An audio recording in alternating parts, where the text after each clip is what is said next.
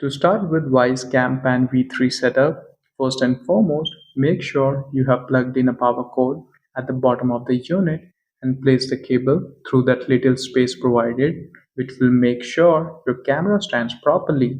Next, download and install the Wyze app on your Android or iOS device.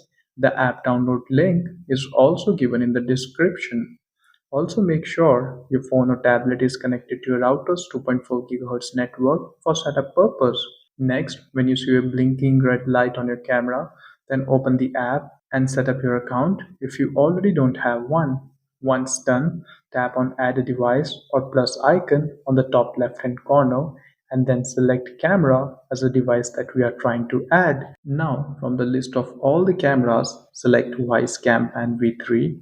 The app will ask you to plug the camera, but since we have already done that, so tap on next. The app can ask you to allow device location, so allow that, and once done, in the next step, you will have to select your router's 2.4 GHz Wi-Fi network and type its password for verification. Next, roll the camera up and you will find a setup button that you need to press until you hear ready to connect prompt. Once you hear it, tap on next. In the following step, scan the QR code displayed on your app using your Wyze Cam Pan V3.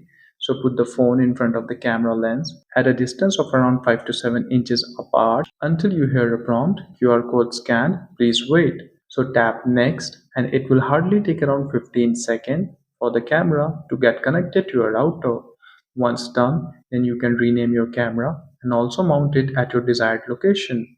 In case your camera is not connecting to the router, then you can reset it by pressing the setup button for around 10 seconds and then try the setup again. Finally, if you found the video useful, then do like and subscribe to support my efforts.